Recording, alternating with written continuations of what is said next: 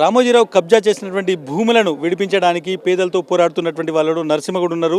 ఆయనతో మాట్లాడదాము. నాగన్పల్లికి సంబంధించిన వాస్తవులు. ఇన్ని సంవత్సరాల నుంచి మీరు పోరాటం చేస్తున్నారు. రామోజీరావు వ్యవహార శైలి ఎట్లుంది ఇన్ని సంవత్సరాలుగా?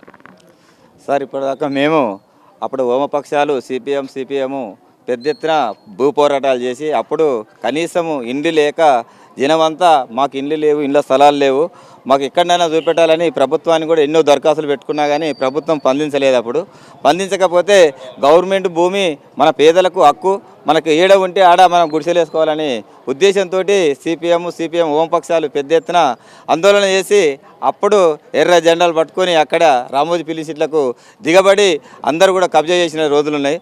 అప్పుడే ఆ ప్రభుత్వం ఉన్నప్పుడు రాజశేఖర రెడ్డి ముఖ్యమంత్రి ఉన్నాడు. అప్పుడు ఈ పేదలకు ఇండ్లు స్థలాలు లేవో, ఈ రకంగా నీళ్ళు పోరాటానికి వచ్చారనే ఉద్దేశంతో అక్కడ అందరినీ కూడా జనాన్ని కూడా పెద్ద ఎత్తున మా మీద కూడా కేసులు పెట్టి బాగా హింసించడానికి కూడా ప్రయత్నం చేసిండు. ఆ పెట్టుబడిదారులు ఎప్పుడు కూడా పేదల పక్షాన ఉండరు, మాకు ఇబ్బంది పెట్టారని కూడా మేము ఆలోచన చేసుకోవాల్సిన ఘటన ఉన్నాయి.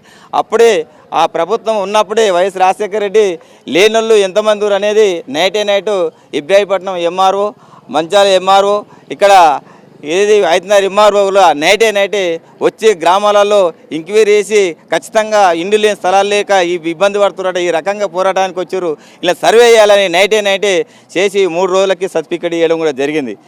ఆ రోజు నుంచి మాకు ఇప్పటి నుంచి మళ్ళీ అప్పుడే ఆ రోజుల ఇందిరమ్మ ఇండ్లు ఇస్తాం, మీకు అక్కడ గృహాలు కట్టిస్తాము, మీకు కరెంటు శాంక్షన్ చేస్తున్నాము, ఇక్కడ బోల్ రేపిస్తాము అని మళ్ళా జనం దగ్గరికి మభ్యపెట్టి ఆ సర్టిఫికెట్లు అన్నీ ఇంటి దగ్గర తీసుకొని పోవడం కూడా జరిగింది.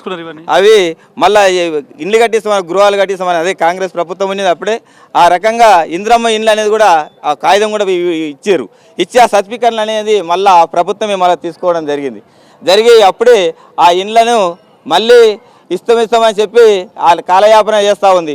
అందుకనే ఈ రామోజీరావు ఈ సర్టిఫికెట్లు ఎప్పుడైతే తీసుకుంటూ ఈ పేద ప్రజలను మమ్మలను దూరం చేయడానికి ఉపయోగపడుతూ ఉంది. అయితే ఆ రోజుల్లో ప్రతి ఒక్కడికి ఈ ప్లాట్ నీది అని కూడా కొంతమందికి పలకల మీద పేరు రాసి కూడా ఈ ఇళ్ళబెట్టి కూడా పోటీలు దింపుకునేది పెట్టారు. ఆ పేపర్లు కూడా మా దగ్గర ఉన్నాయి. అయితే అప్పటి నుంచి కూడా ఈ రామోజీరావు మంచోడు అనేది ఈ ప్రజలకు 60 గజాలు ఆ స్థలాన్ని తలదాచుకోవడానికి 60 గజాల భూమి ఇవ్వడానికి ఇంత బాధపడుతుందంటే ఇంకా కూడా ప్రభుత్వ భూమి ఇంకా ఎన్నో ఎకరాల భూమి కూడా ఆక్రమించుకున్నాడు. కానీ ఇప్పుడు ఉన్నది 700 మందికి సర్టిఫికెట్ ఇచ్చినది ఖచ్చితంగా ఈ పేదలకు కావాలని కూడా ఇప్పుడు కూడా ఇంకా కూడా 15-16 సంవత్సరాల నుంచి ఒక్కొక్క ఆమె కిరాయి ఇండ్లలో ఉండి ఇబ్బందులు పడతారు. ఆ ఇండ్లు చూస్తే మీరు కూడా అరే ఇన్ని ఏళ్ళ నుంచి 15 సంవత్సరాల నుంచి వచ్చిన ఆ సర్టిఫికెట్లు పట్టుకునే చూస్తారు. ఆ ఇండ్లలో కూడా కిరాయి కట్టలేక కూడా బాధపడతారు. అది కూడా మీరు చూస్తారు సార్. అందుకే ఇంకొకటి ఏంటంటే రామోజీరావు మంచోడని చాలామంది అంటారు, కానీ ఒక పేదలకు ఒక 60 గజాలకి ఇయ్యలేనికి మమ్మల్ని గేట్లలో కూడా రానియకుండా ఇబ్బందులు పెడతా ఉంటే మేము చాలా బాధపడతా ఉన్నాం. ఇంకెందుకంటే చెప్తా ఉండి మేము ఆర్డీఓ ఆఫీస్ కట్టినాం, ఇది కట్టినాం, అవి అని చెప్పుకుంటారు, కానీ ఒక పేదలకు మమ్మల్ని చూడడానికి అంత కూడా ఆయన కనికరం ఇస్తలేరు. ఒక పోలీసుల బృందాలను పెట్టి అక్కడ జనాన్ని కూడా రాకుండా ఉన్న నాయకుల మీద కూడా వాళ్ళ పెద్ద మనుషుల వాళ్ళ మాట్లాడుతూ వాళ్ళ మీద కేసులు పెట్టి ఈ రకంగా చేస్తూ ఉండు. ఆ దుర్బుద్ధితోటి కాకుండా ఆయన ముందుకు వచ్చే ఇప్పటికైనా పేదలకు ఆ ఇండ్ల స్థలాలు ఇస్తే బాగుంటుంది అనేది ఇప్పటికైనా వీళ్ళందరూ కూడా 7 ప్లాట్లు ఉన్నాయని కూడా తెలుసు. ఇప్పటికైనా వాళ్ళు గుడిసెలు వేసుకుంటానికి సిద్ధంగా అని కూడా ఇప్పటికైనా రామోజీరావు దిగొచ్చి ప్రజలకు ఇస్తే బాగుంటుంది అనేది మా అభిప్రాయం.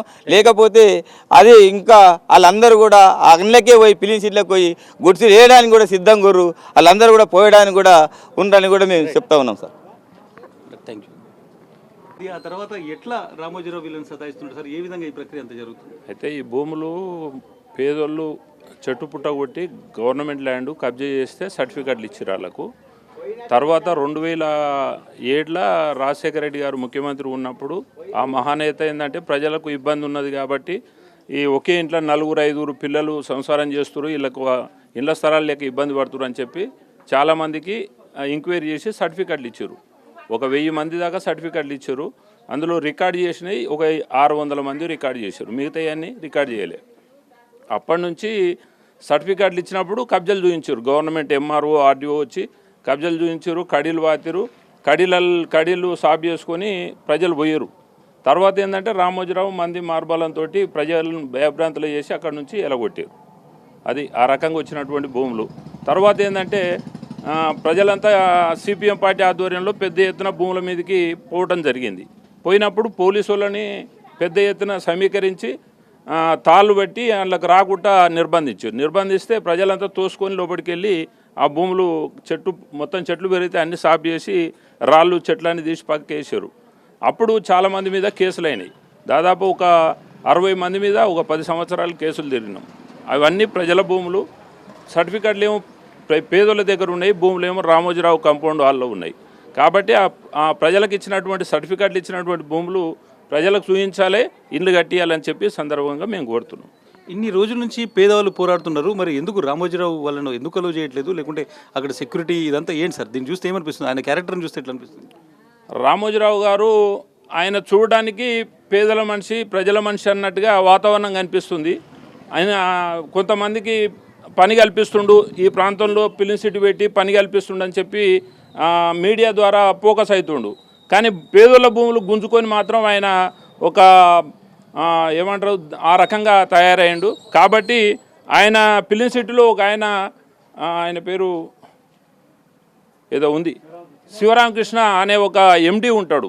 ఆయన పేదోళ్ళు ఈ లోకల్ వాళ్ళు అందులోకి పోవటానికి వీల్లేదు, లోకల్ వాళ్ళు పని చేయడానికి వీల్లేదు. ఏదైనా పని చేస్తే బాత్రూమ్లు కడగటానికి, అందులో ఉన్నటువంటి బెడ్లు మార్చడానికి, అందులో ఊడవటానికి పని చెప్తాడు తప్పితే లోకల్ వాళ్ళకి పని చెప్పడం లేదు. ఆయన శివరామకృష్ణ అంటే ఆయన ఆంధ్రోళ్లకు బయటికి వెళ్ళి తీసుకొచ్చిన వాళ్ళకే ఉపాధి కల్పిస్తుండే కానీ లోకల్లోకి పని కల్పించడం లేదు. కానీ రామోజీరావు మాత్రం ఈ ప్రాంతంలో police station, MRO office, RDO office, RTO office కట్టినట్టుగా అనిపిస్తుంది. కానీ పేదోళ్ళు 1000 మంది సర్టిఫికెట్లు ఇచ్చిన భూములు మాత్రం తన ఆధీనంలో ఉంచుకొని ఒక భూ బకాసురునిగా, పేదోళ్ళ భూములు ఆక్రమించినటువంటి భూ బకాసురునిగా మిగిలిండు. ఈ భూమే కాకుండా ఇంకా 300 ఎకరాల భూమి, నాయనంపల్లి రెవెన్యూ, అనాష్పురం రెవెన్యూ భూములు ఒక 300 ఎకరాల భూమి ఆయన ఆధీనంలో ఉంది. అవన్నీ బయటికి తీసి పేదలకు వంచాలని చెప్పి సిపిఎం పార్టీగా డిమాండ్ చేస్తున్నాం. మీ పేరు సార్? వెంకటేష్. రైట్.